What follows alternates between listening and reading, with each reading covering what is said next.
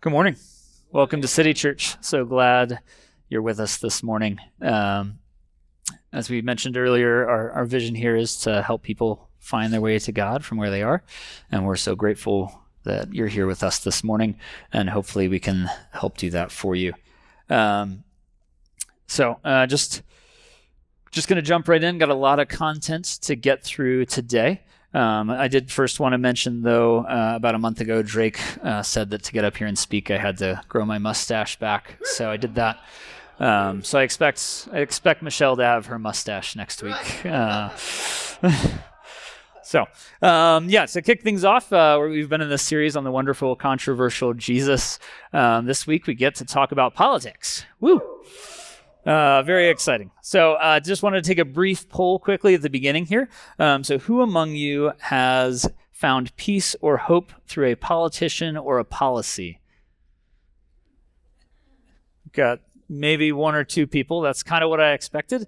How many of you have found peace or hope through Jesus? That's right. All right. So I think you can see where I'm going with this, but I just wanted to kick things off and get that in our mind's eye of what's important here as we move forward. Jumping in next, I just wanted to let you all know where I'm coming from and how close I've been to the halls of power. You can see here in this photo from a young age, So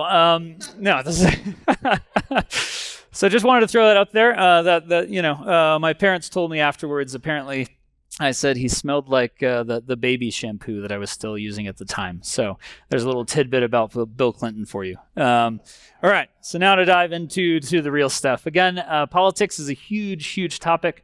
We won't be able to cover everything today, so there's a couple of resources for you we have. Jesus and the Power is an excellent book by N.T. Wright. It's very theologically heavy, though. I had to put it down and pick it up and put it down and pick it up. It is a slow read. So if you need something to read before bed that will put you to sleep, that's a good one. But no, it's got a lot of great content in it. And then Exiles by Preston Sprinkle. Honestly, it's a really excellent book. It's very applicable. He explains a ton of stuff that I had never read before. And I say all that. I've been to Bible college, and they teach you a lot of things there. And he even has a lot of things to say that I feel like I wish my professors had either known or told me at the time if they did know. If you have any questions after today, I'd encourage you to pick up one of these books, or again, you can talk to me, talk to Drake. We'd love to chat more about this topic, but there is only so much that we can cover. To give you the path of kind of that we're walking today, we're first going to talk about what God's original design for government is and what his ideal would be.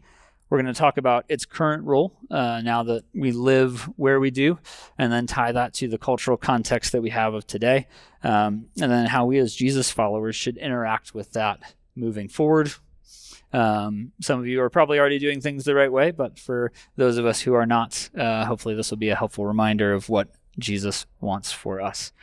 So, God's original design, his ideal for government, I would argue, is a theocracy. You look back to the beginning of time, God in Eden was running things. At the end of time, he was running things as well. And even when Israel was leaving Egypt, he was in charge of things directly. They didn't have a king. They didn't have a government per se. They had structure, but God was in charge of things in those instances, and that is his desire. And again, it's for the benefit of his people. It's not for God's purposes, right? It's for his heart, for his people. Other than those times, I don't think we've seen a government successfully really do what God wants it to do and be what it wants it to be, though there are instances of symbols of times when governments were close to the design God had. I spoke about a month ago on Old Testament violence, and if you were here for that, you heard that Israel's kings did a pretty terrible job of things.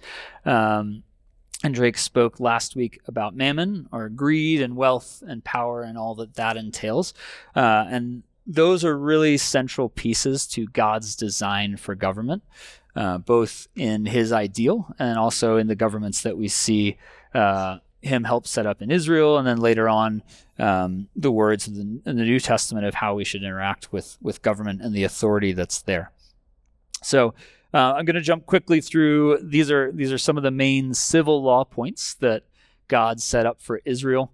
So the first one is that Israel was not to have any militarism. We talked about this with the Old Testament violence, right? As a nation, they weren't even supposed to have a standing military. And the reason for this was they were supposed to put their hope and their trust in God and to find peace in that and not in, well, we've got bigger weapons than you, so we feel good about things. The second point is in their economics. Again, this is God setting the structure for Israel to live under a king.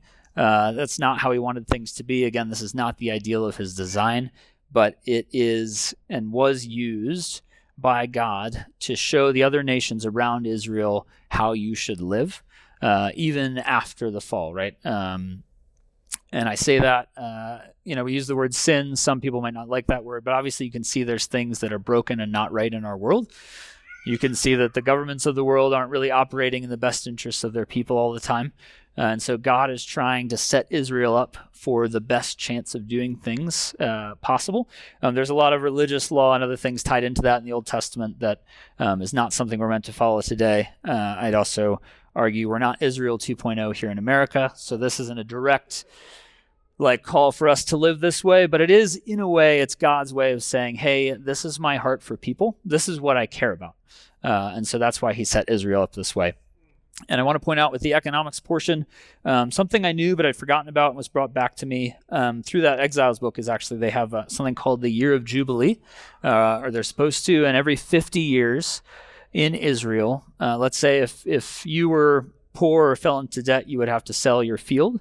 In an agrarian society, that was all you had, and if you lose your land, you now lose any hope of maintaining any sort of wealth.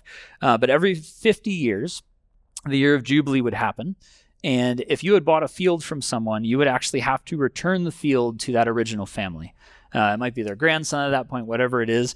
But God's heart here is really to see that no one was caught in a generational cycle of poverty, because no matter what happens, every 50 years, you get it back and get to try again, right? Because things happen, but God didn't want people to be destitute on a regular basis and to continue that, which is a real challenge, right? People didn't live that way in other nations back then. We don't really live that way in most nations today either, I don't think. Thirdly, kingship. I talked about this more again. Kings specifically were meant to be from the people and servants of the people. We actually see this really fulfilled in Jesus' kingship, in the way he acts as a king over our lives. The kings of Israel weren't meant to be power hungry. They weren't meant to amass wealth. They weren't meant to amass, giant palaces and giant harems and all those sorts of things. They all pretty much did anyway, but they weren't supposed to. Just for the sake of it, right? People are people. I recognize that. A lot of this today is going to be, hey, God set this up, Jesus set this up, and people have done a pretty terrible job of following through on it, which is why we need Jesus. Lastly, then, God also set up for them social class and power. You see this most clearly through the priesthood. The Levites in Israel were the priests of Israel, and they were given no land, which in an agrarian society means they were given no real wealth, and they had to rely on the tithes and gifts of others to live. In most other societies, like in Egypt, the priests were almost on par with the king because everyone had to come through them to get to God, and they used that position of authority and abused it to amass wealth and power. And God set up Israel this way to say, no, that's not how it should be. We need more equality. No human is better than another. Let's try to keep things as even as we can. Again, this did not happen with all the priests in Israel either. Some of them really messed that up too. So I point these out. This is God's symbol of what he likes his nation to look like in practice to some extent. Obviously, it's not the ideal, but it's principles that we can live into because we see where God's heart is. Israel was a light to the nations before Jesus came along. This was one way that they were able to do that, if they did it well. Again, that caveat shows up. So I think Jesus, and we'll come back to it later, but Jesus in the Sermon on the Mount really lays this out, and this all pretty much comes out again in Jesus' Sermon on the Mount, but Jesus actually lives it out, which is why he's someone who's worth following. So Now that we've jumped into like what does God's ideal look like, now we're going to talk about, what does God care about government today, and what does that look like, and what does that look like for us living under it? And the answer is yes, God does care about government still. He has actually granted the governments of the world that we live under today the authority that they have. So we're going to jump into Romans 13 briefly. These are the words of Paul, again, who lives. He's in Rome at this time, I believe, or at least he's writing to the Romans who live in Rome. So they live literally, this is like living in Washington, D.C., and someone writing to you about the government you're living under. Rome is an extremely oppressive government if you're not Roman, as some of the people in the church in Rome would have been Roman, some would not have. There was some weird stuff with citizenship there. But just to give you a little bit of context of who Paul's writing to, he knows where they live. He knows who they're living under. They're seeing the government, the palaces, the wealth, all the things that really go against God's design for government right before their eyes. And yet Paul writes this: "Let everyone be subject to the governing authorities, for there is no authority except that which God has established. The authorities that exist have been established by God. Consequently, whoever rebels against the authority is rebelling against what God has instituted, and those who do so will bring judgment on themselves. For rulers hold no terror for those who do right, but for those who do wrong. Do you want to be free from fear of the one in authority? Then do what is right, and you will be commended. For the one in authority is God's servant for your good. But if you do wrong, be afraid, for rulers do not bear the sword for no reason. They are God's servants, agents of wrath, to bring punishment on the wrongdoer. Therefore it is necessary to submit to the authorities, not only because of possible punishment, but also as a matter of conscience. This is also why you pay taxes, for the authorities are God's servants who give their full time to governing. Give to everyone what you owe them. If you owe taxes, pay taxes. If revenue, then revenue. If respect, then respect. If honor, then honor." Honestly, this was probably not pleasant to hear for some of these folks. I don't know about you. I still don't like hearing, if you owe taxes, pay taxes. Right. And we'll come back to the verse from Mark that Evan read for us earlier and get into that a little more and why Jesus approaches taxes that way. But obviously, this is still God's design, even though things aren't right per se, right? Like obviously the government isn't treating everyone the way they should. You look at all the governments of the world, right? You've got all the flavors you could imagine. But even in our government today in America, it's obviously not fulfilling God's ideal, and I don't think that it ever will. So how do we approach it for the roles that it serves for us today? And then how do we get it as close to Jesus' vision as we can? So what is the purpose of government? Well, I listened to a message from John Tyson, and I think he pulled this, honestly, for something else. I can't remember what it was now, but it's a quick list of here's the purposes of government in our lives, government, and the purposes that God has for government. So number one is order. And really, like this is pretty a pretty core principle of God's, right? Chaos. What thrives in chaos typically, especially if we see chaos and anarchy in governments of the world. We see corruption, we see evil, we see men taking advantage of people. So God wants order for the benefit of the people. Government is meant to help people. We'll see that through all of these. Government's meant to help the people under that government flourish well. And we do that by having order, having laws, having things that make sense. It's tough to live in a society if everything is chaos. You don't know what to expect, and it allows people to take advantage of others, which again is antithetical to what God wants for people. Number two, along those lines, is justice. That's a little more pointed and targeted into making sure that people are obedient of certain laws, right? Pretty much every nation in the world agrees that murder is wrong, right? If there's no one to enforce that, that's going to lead to a bad time. And we've seen that before as well in war-torn countries in different areas of the world, different times in history when governments weren't acting appropriately or didn't have the power they needed to. People got away with all sorts of horrible, terrible things. So number 3, virtue, right? Order and justice are great, but if everybody in power is, and I'm not saying they're virtuous by any means, but like some level of virtue, right? It needs to be there to help people understand what to live into. I just mentioned, right? Everybody says, yeah, murder is wrong. Well, without virtue, even a bare minimum of virtue, right? If you don't believe that, then order and justice, like, oh, well, it's okay to murder people. That's a problem. So government has to have some level of virtue to keep peace, to keep order, to have justice. Number 4, prosperity. And this is not, going back to last week's message on mammon and greed, this is not that. This is just basic human flourishing, prosperity for the people underneath that government. It doesn't mean that they should, take land from others to amass prosperity. Again, this is for people to prosper spiritually, mentally, financially, physically, like all aspects of life, for people to be allowed to become whole people. It's not meant for governments to go in and just, take things from others to make themselves wealthier and wealthier. That's not the intent here. And lastly, safety. This is, again, back to, it touches on that militarism point a bit. It is good to have a military for self-defense. Israel raised militaries when they needed to for self-defense, even within God's design.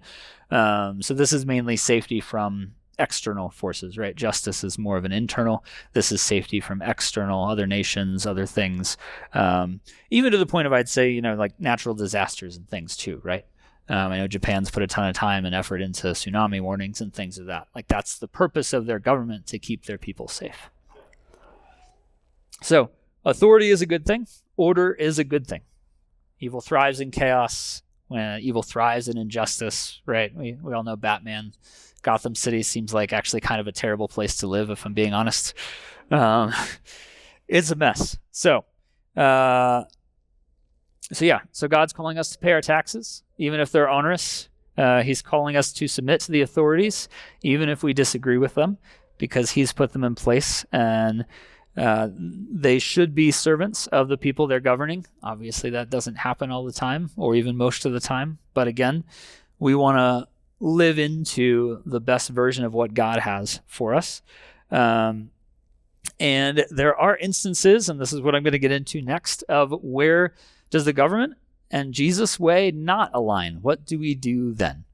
And I can tell you what we don't do. So a great example of this, briefly, as we dive into it, is, and I feel like I bring up the Nazis too often in my sermons, but here we are again. The Lutheran Church in Germany at the time of the rise of the Nazi Party did an absolutely terrible job of standing up to the government in any way, and just kind of like laid down when they were taking power and didn't put up much of a resistance. I don't know if them resisting more would have had an effect. Maybe it would have, maybe it wouldn't. But they definitely should have tried, because you could see the writing on the wall in a lot of ways. And those people were followers of Jesus and did nothing. I say that there are individuals and there were pockets that did resist and did follow Jesus' steps in resisting, which we'll get into. But just a historical example of, hey, obviously this is clearly a government that is not good for the people, and the people of Jesus under that government should have done more about it. So now we'll jump into Mark 12 that Evan read for us earlier. So later they sent some of the Pharisees and the Herodians to Jesus to catch him in his words. And just to pause here quick, the Herodians, after King Herod, so they're pro-Roman. And then the Pharisees, some of them were actually quite revolutionary the other way, anti-Roman. So it's almost like these two groups coming to Jesus saying, like, do you support Rome or do you support insurrection? Which one is it going to be? Because you have to pick one of those two. All right, and we'll watch here. Jesus actually threads the needle and says, well, I don't really support either of your approaches, which kind of boggles their minds a bit, and I think for us as well does, because we tend to see only a few options in responses, and Jesus seems to always create a new way that we haven't followed before. So They came to him and they said, "Teacher, we know that you are a man of integrity. You aren't swayed by others because you pay no attention to who they are, but you teach the way of God in accordance with the truth. Is it right to pay the imperial tax to Caesar or not? Should we pay or shouldn't we?" But Jesus knew their hypocrisy. "Why are you trying to trap me?" he asked. "Bring me a denarius and let me look at it." They brought the coin, and he asked them, "Whose image is this and whose inscription?" "Caesar's," they replied. Then Jesus said to them, "Give back to Caesar what is Caesar's, and to God what is God's." And they were amazed at him. There's actually a ton going on here. I read in the Exiles book that was very helpful in information. So Caesar's face being on a coin in Jewish culture was actually illegal to them, but obviously they're under Roman power, so it's kind of forced on them to use this money, even though it goes against everything they had.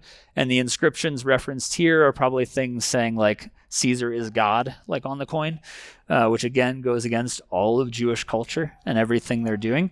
And so they're handing him this coin and saying, what should I do with this? And Jesus kind of says like, who's this guy? I don't even want this coin to begin with. It goes against everything we believe. Like, yeah, just give it back to him. Pay this tax, this onerous tax. It's even worse for them in the moment too, because they're paying this tax to a government that's oppressing them, and the government is then using that tax money to continually oppress them. So it's almost like a slap in the face to be like, hey, I'm coming to mug you and take your money, so that way I can come back next week and do it again. So really difficult for Israel at the time to hear this in general, but Jesus is kind of saying like, hey, this isn't what it's about. Right? Just give it back to them. It's what's required. They're in authority over us, and we don't even really want this anyway. I was even thinking about that through as again, linking back to the conversation last week about mammon and greed, right? Like, we don't need to amass wealth. If the government wants their money back for this or that or whatever, just give it to them. It's what God is asking us to do in these instances. The second thing that really sticks out, sorry, I jumped ahead. Give back to Caesar what is Caesar's, and to God what is God's. So this is really tricky because he's saying, okay, give to Caesar what is Caesar's. In Rome, everything was Caesar's, right? That's the way it was viewed. So in the one sense, he leads up and he says, well, give back to Caesar what's Caesar's. And the Herodians are like, yeah, you got to pay your taxes. And he says, and then give to God what is God's. And they're like, wait, but everything is Caesar's. That can't be right. And so Jesus is saying, no, like, there are things in this world that belong to God. Just because Caesar is here now and in power now does not mean that he is the ruler of this world. There are things that belong to God that do not belong to Caesar, and challenged the belief of the time. And I think specifically what he's after here is ultimately our hearts, because then he jumps into... This is after the Sermon on the Mount, right? So, but he laid everything out there. It was kind of Jesus' constitution in the Sermon on the Mount, in a way. This is what I want my kingdom to look like. And if you follow those principles and those steps, it's our hearts that belong to him through that, right? He talks about giving away to the needy. He talks about not hating others. He talks about not lusting after others. Like, everything in the Sermon on the Mount is Jesus saying, you've heard it said, live this way. And you see people living this way. And it's like, well, I haven't murdered anybody. And then Jesus says, well, have you ever hated anybody? Because that's the same thing, right? He goes a step further in his law and says, hey, this is a law of the heart, and no one can take that from you. You might be living under Caesar, but he doesn't control your heart. He doesn't control who you are. He doesn't control what you think and how you feel and how you treat others. So there's a lot of examples then in the Bible, outside of the Bible, we'll dive into. We're going to dive into a couple now, examples of people living under authority in the Old Testament, and talk briefly about their responses to it, because now we know, okay, God has put this authority in place. We're supposed to obey it, even if we don't like it. Now we know there's instances, though, where maybe we need to resist what the government is pushing on us. And here's 4 examples from the Old Testament of people who did that in one way or another. We're first going to start with Joseph. Joseph was sold into slavery by his brothers. Which is a great start. Ends up living as a good citizen in Egypt, becomes, basically the head of, runs this whole guy's household. A guy really high up in the government there is running his household, doing great, having a great effect, I'm sure, on things there, right? Because there's a follower of Jesus who's basically the assistant to one of the top guys in Egypt's government. That's a crazy cool thing. Then he gets framed, thrown in prison. So that's a quick fall.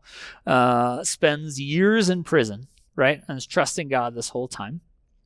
Waits his time because God has asked him to. Ends up interpreting dreams for Pharaoh and literally becomes second in command of the whole country then, and saves the entire region from years of famine through visions and dreams of God and like Pharaoh listening to him, all because he was obedient to God and he was obedient to the laws of the land and followed through with what he needed to, which is really interesting. I was thinking about this the other week, right? Like, couldn't he have prayed and just like had God not have famine and let it rain?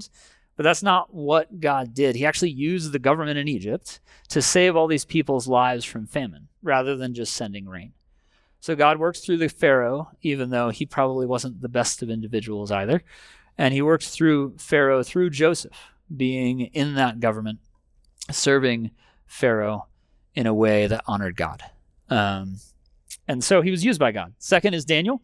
I feel like these people end up in bad situations all the time. So he was taken into exile and was basically a slave, but got put into school because he was good looking and smart, and ended up being a regional governor and was really good at it. Ended up being one of the top guys under the king there. All the other guys hated him because he was really good at his job, and also blessed by God because he followed what God said and also was a good citizen. They put some new laws in the books to try to get Daniel in trouble. They said, if you pray to anybody but the king, you'll get killed. Daniel said, no, thank you. I'll continue to pray to God as long as I'm alive. And God honored that, right? And I do want to point out, Daniel was saved from the lion's den. God shut the mouths of the lions. That's not been true throughout history, so I don't want to say that every story has a happy ending. There are many, many stories and tales of martyrs for God when people stood up to the government. That is not an easy thing, but it is encouraging, honestly, reading their stories. It's amazing how God works through even the death of his followers in instances where they stand up for what is right. Next is Esther. She randomly gets married to the king because he's like, I need a new wife. She seems good. This king second in command then doesn't know she's a Jew all this time. And he's like, you know what we should do? We should kill all the Jews. I don't like them. And God works through Esther, basically through, she petitions the king at the risk of her own life, because even though she was his wife, she still couldn't talk to him. It's a whole thing. It's a whole book. It's enjoyable. It's in the Bible. It's a good read. But ultimately, she uses her position of authority while being a good wife and citizen to the king to save the Jews from being killed, right? If she'd been a bad citizen or a bad wife, the king might not have listened to her and they'd all be dead, right? This is so a reminder that even if you live in a government that literally has it out to kill you, you can live in a way that changes that. And then lastly, Nehemiah. He was also in exile. He was the cupbearer to the king, which is a really important job, making sure the king doesn't get poisoned, basically. So you have to be really trustworthy because, in theory, you get a bad cupbearer in there and he can slip poison in the drink and, kill the king. So, important job. But he actually ends up petitioning the king to go back to Jerusalem and rebuild the city. That's his home. I don't think he's probably ever even been there, to be honest. He's probably been born in Babylon at this time, but wants to go back and rebuild it. But again, he's a good citizen, has the favor of the king, has the blessing of God. God says, hey, ask for this. And he does. Again, it's a risk to ask the king for something like this. Nehemiah does it. God grants him favor with the king, and he's sent back and given all the resources also he could need to rebuild the city, all through being a good citizen, being good at his job, being trustworthy, right? Simple things. Obviously, he's serving a king who he doesn't agree with all of the politics on, but he does what he's called to do and stays connected to God in this. So those are some positive outcomes of people who've resisted in one way or another, right? Like they took the opportunities they had in the governments they were in that they disagreed with, and they used them to create good out of it through God's help. So, can we serve the kingdom of God like these people? Can we interact with the government like these people? Can we be good citizens where we're allowed to and resist when we need to? We see in early Rome, we're going to jump forward to the early church now, and how they lived in Rome at the time. This had a huge impact. There's an emperor in the 300s after Constantine that tried to reinstitute paganism and he basically complained about how good the Christians were at taking care of poor people. He's like, everybody loves Christianity because they take care of each other. So these are, again, 5 distinctives of the early church in the time of Rome that really caused a shakeup in Rome. It caused all kinds of political upheaval because they did things differently. And I just want us to see these for what they are, but also note, right, like these are things we should live into today.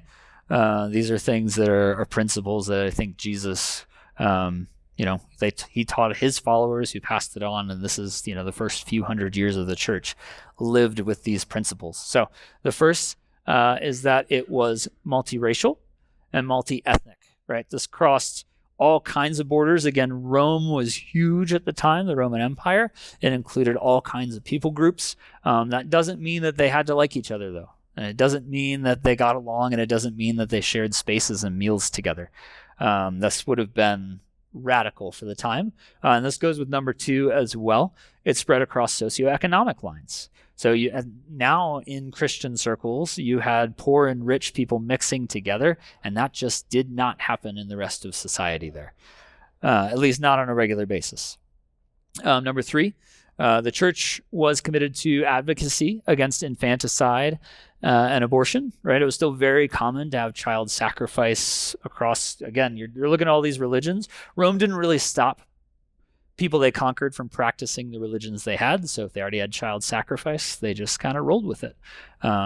This goes back to what I said earlier, right? Rome was not a completely virtuous government, obviously. Or they would have stopped things like that. So the church did, though, and they made it important to take care of children and to stop murder when they could. 4th, it was a sexual counterculture. They believed, in marriage and monogamous relationships, which again, a lot of religions back then did not practice. There are temples and temple prostitutes and all kinds of things, right? So this is very unique for the time, for the culture. And then lastly, it was nonviolent. Christianity in the early church was nonviolent. Rome was an extremely violent culture, if you know anything about it. I mean, that's part of how Jesus ends up on a cross. They liked to kill people in pretty terrible ways to scare other people into line. And the church promoted forgiveness and reconciliation instead of getting people back or dragging them to court to get what was owed to them. So now I'm going to jump into today a little bit. You can leave this up for a second. What does it look like for us today in America? And Tim Keller said about this, because I'm going to start to make some distinctions here. 2 of these sound very liberal. 2 of these sound very conservative. And the last point here just sounds completely un-American. It's just not for us. No, I don't think that's true. I think it is for us, but I think that's where we need to get to, right? Following Jesus and his kingdom is a better way than following the culture and the government around you. Politically, God is neither left nor right. When we talk about, conservative or liberal, God is neither. That's not his goal. That's not his pursuit. I think that we see similarly in the visible spectrum, right? Imagine that the political climate we have today is the visible spectrum. You can see from infrared to violet light, everything in the rainbow, right? And that's kind of the left to the right in politics we have today, and you've got some middle ground. Well, I think that Jesus operates in the ultraviolet range. He's not even in here. You can't find his position anywhere in this range. You still feel the effects of this ultraviolet range in our world today, right? You step outside and you're going to get sunburned, but it's not something that's always present right in front of us or on our minds. So I want us to think of things in that way, to note that Jesus is not in the box that we would like to put him in. So, we know, though, that ultraviolet light has an effect, that Jesus wants us to intersect with the government, with the politics that we have today. So how do we do that? Typically, there are three responses to Jesus followers under a government. And again, this falls to any type of government. So first you have the syncretists. This was like the King Herods. Basically, these are people who are like, I'm a follower of Jesus, and the government's like, hey, will you, become the head of this, that, or the other for like $1 bajillion a year? And you're like, yeah, I'll sell my soul for that. Sounds great. Sign me up.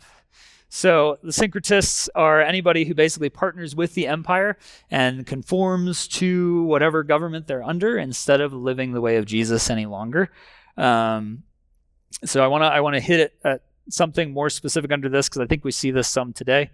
It's a pretty hot topic. We're going to speak briefly about Christian nationalism, because I think that this is kind of where Jesus and government get mixed up and kind of pointed the wrong way a little bit. So I wanted to give a definition to make things simpler to understand where I'm coming from, so we're on the same page. Christian nationalism is a political ideology that seeks to merge Christian and American identities, distorting both the Christian faith and America's constitutional democracy. Christian nationalism uses the veneer of Christianity to advance its own aims, point to a political figure, party, or ideology instead of Jesus. So I want to briefly note Christian nationalism is not new, and here specifically this one is about America. You go back to medieval times and the intertwining of all those medieval empires in Europe and the relationship to the Pope and the Crusades. All of that's pretty much the same thing as this, right? They're using Jesus, they're using Christianity as a tool to meet another end, not that Jesus is the end in himself.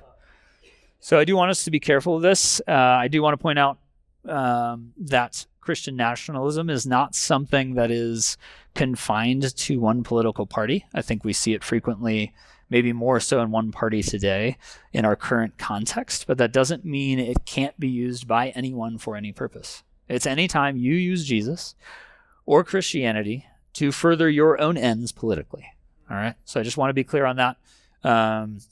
I'm not up here with a hammer beating somebody over the head about this. Like, this is wrong, but it's wrong in every context across history, regardless of whether or not you're liberal, conservative, whatever it is. If you are using Jesus or Christianity to further your political ends, that is wrong, and that is Christian nationalism, and that is not God's goal for this world. It's not his goal for government. It's not what Jesus wants you to live into. And I do want to also point out, trying to be very clear here, like, if you are someone who is conservative, that doesn't mean you're a Christian nationalist. All right. So right. It's okay to have conservative values and not use Jesus as a political tool. It's okay to be liberal and not use Jesus as a political tool. Jesus has specific principles in the Bible, and those are the ones you should be following and you should pursue for the government. But it doesn't mean it's one that you should use Jesus then to kind of beat his values into place in government, or to further your own aims even. So that being said, as a follower of Jesus, I kind of joke, right? You have the people who are straight party ticket people. You go in, I voted in other states. Colorado is really nice. You can actually sit down with your ballot. But other states, you kind of pop in and you're like, I don't even know who this is. And you just kind of start punching holes, and you're like, I guess I'll just go in a straight line, right? Jesus doesn't want you to vote one way or the other. He doesn't want you to vote straight one party one way or the other. He wants you to vote for people who follow his values and have policies that align with his values as well.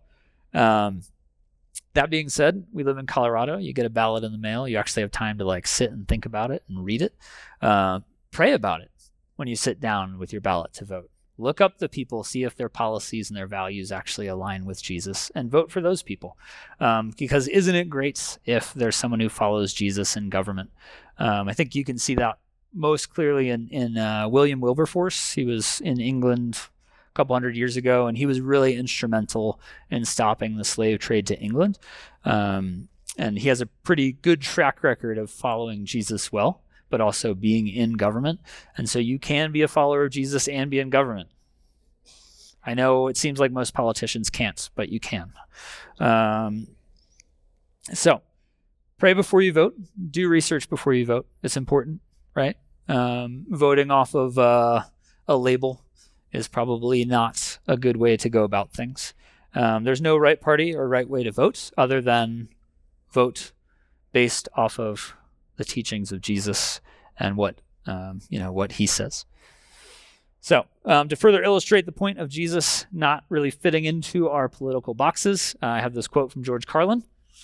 If Jesus came back today, both the right wing and the left wing would find a reason to kill him within a week.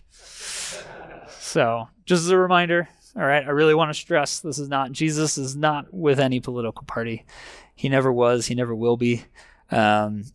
He is in essence, a third space, a third lane, a third choice, a different way for us to be. So I was discussing the three responses we typically see to followers of Jesus in relation to government. The second one is going to be our separatists. My wife always jokes that she would just love to become a monk and spend time with Jesus.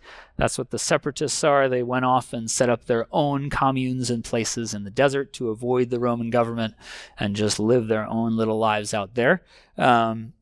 There's two issues with this. The first is that God calls us to be amidst the people and amidst the world that we live in to share his love. Jesus went off by himself to start his ministry, but that was for 40 days, not the rest of his life. So it's important to note, right, just sequestering yourself from all that's happening is not the right move either. And then on top of that, right, you've now moved all these people out to a new city where there's no government, and now you have a bunch of people. Well, what are they going to do? They're going to set up a government of themselves. So you're not escaping the politics. You're just choosing to start your own and become your own king. If you're the guy on top. I don't know. If you're not, then you got to deal with him. So becoming a separatist does not help you escape the dealing with politics. It exists everywhere. And the last response is revolutionaries, right? Let's bring about what God wants through violence. That's always ended well, hasn't it? Right, even Jesus and his disciples had Simon the Zealot. Obviously, that label, the Zealot, on the end there meant that he came from the groups of revolutionaries of the time.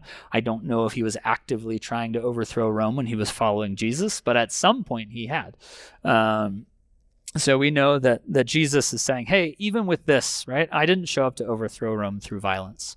I came to set up my own kingdom in my own way to live on in the hearts of people across all cultures and governments. So, I like how Dr. Martin Luther King puts it. This is 60-ish years ago now. He says, the church must be reminded that it is not the master or the servant of the state.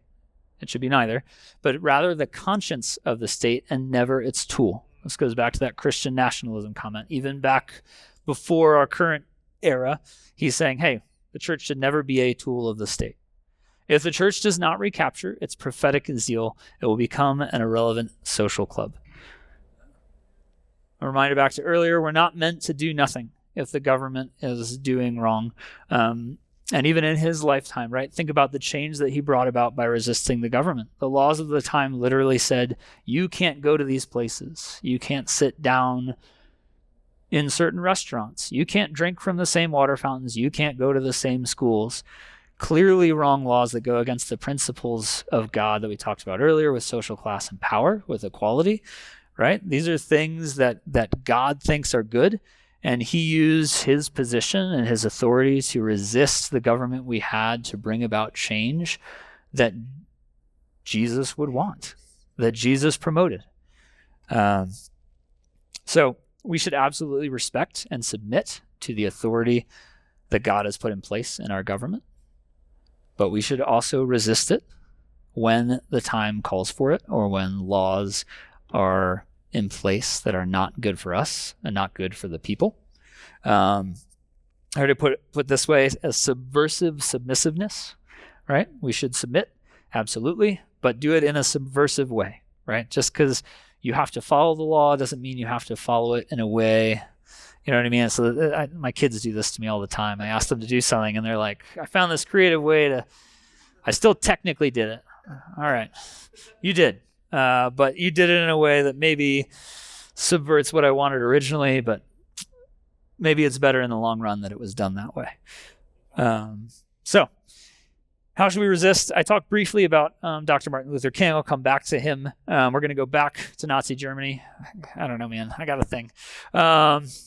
So Dietrich Bonhoeffer, he was a Lutheran who actually did resist. He set up his own, he set up a community of kind of,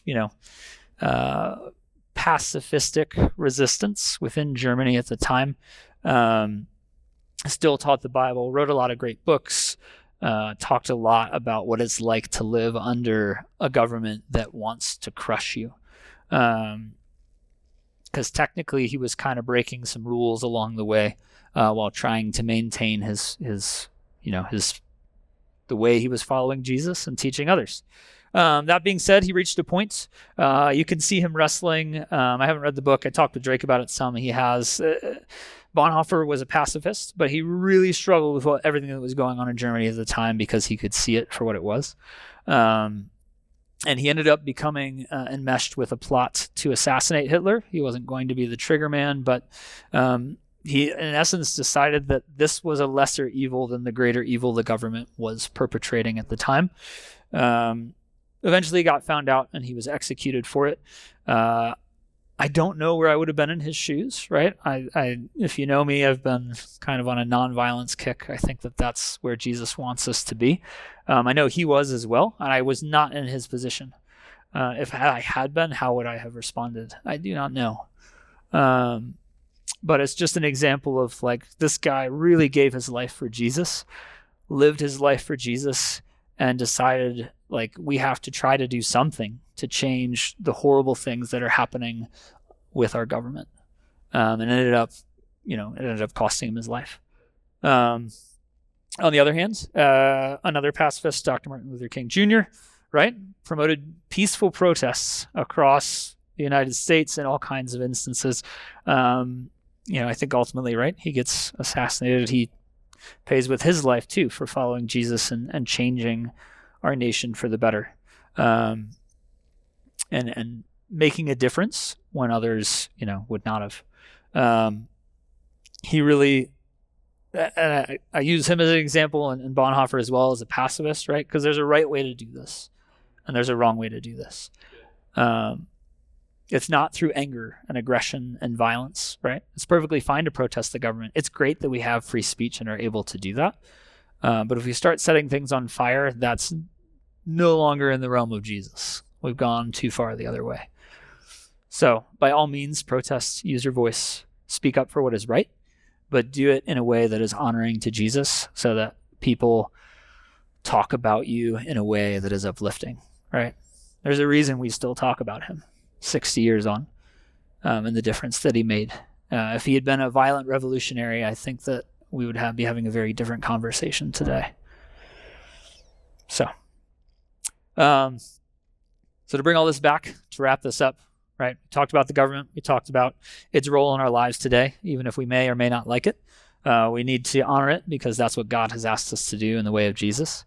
We've talked about what to do when Jesus' way and the government disagrees, and what we need to do in those instances. Obviously, practically, that'll look a little bit different for every person and in every context. It looks very different today for any Christians that are in Iran than here, right? So what does that look like for you? And I want to remind us that God wants us to put our hope in him, and Jesus to put our hope in him. I remember the question at the beginning: who's brought you peace and hope? Is it the government or Jesus? Right? So no matter what happens with our government, with the governments of the world, no matter what, God is in control. He has the authority. Our peace is found in Jesus. Our hope is found in Jesus. And I don't want us to forget that. If you don't know Jesus, then you don't know that peace and that joy. And I would encourage you, read the book of John, learn about Jesus, learn what he has to offer. He lived differently than anyone has or ever will. And I think that's worth exploring if you haven't before. All right, so for those of us who do follow Jesus, even if you don't, feel free to join along with these. I think you could do all these things, but I do think it will be easier for you to do them well and to do them consistently if you are a follower of Jesus. So in our current context, we live in a democracy. We should vote. It's an opportunity God has given us to use to shape the government we have to look like what he would want it to be. Right? Some Christians in the world don't have this as an option. I do want to make a caveat, though. If you're somebody who follows politics a whole bunch and votes religiously, I use that word very carefully here, and intentionally, be careful. Do not make voting your idol. When you cast your vote in the primaries, right, if you have your ballot still for a couple days, or in the elections in November, don't put your hope in that. I encourage you to vote. I encourage you to use your voice, but do not put your hope in it. That is making it an idol above God and above Jesus. He is the one in control ultimately, and he ultimately will bring about peace. But yeah, I do want to encourage you to vote. But know that voting will not save you. Only Jesus can. Secondly, we should pray for our leaders, for the leaders of our government. This is found in the New Testament as well, that we should do this. And I do mean pray for their good, not for them to fall down a manhole. Okay? It says, pray for the good of the leaders of your nation. And the intent there is that we should seek their good, whether or not they are doing it well. They are meant to be servants of us and servants of God. And so we should pray for them both personally for their good, and also that they would make wise decisions for the government and for the nation that they oversee, as it affects millions of people that we will never talk to or meet. And then lastly, a little bit on resistance. I think in our current cultural context, I put this in there. You could probably slot in different things depending on the time and place that you're at, but we should stand up for those in need. We see this all throughout the Old Testament and the New Testament. God wants people to stand up for and take care of widows, take care of orphans, take care of foreigners, take care of minorities, take care of immigrants, all those without power who would be taken advantage of. It is our responsibility to take care of them, especially when the government does not. We are the church. We are the hands and feet of Christ. And Jesus has done it for us, and we need to do it for others. So, this is a moment of maybe there's times to resist, right? In an instance like this where we tell our government, hey, we would like for you to take care of the people who are in need, and if they won't listen and they won't do it, then we should, just as they did in the early church in Rome.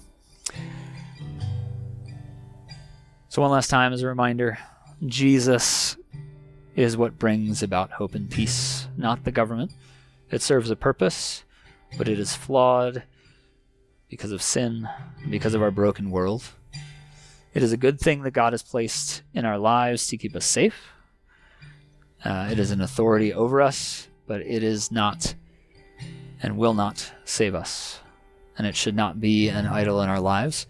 I know there are times in which it has been for me, and thankfully Jesus has reminded me of his place in my life in those instances. And I hope he does the same for you. So, let's pray. God, thank you for the sacrifice of your Son, Jesus, that we could be made right and whole with you, that we could find true peace and true hope with you. Thank you that your love is a new way of doing things, a different way. I am grateful that we have you as a true alternative to what this world offers, because what you offer is so much better. God, thank you for your words today. Thank you for what you've taught me through this. I pray that others have learned as well, and that you would work in their hearts and encourage them to find peace and hope in you. In Jesus' name, amen.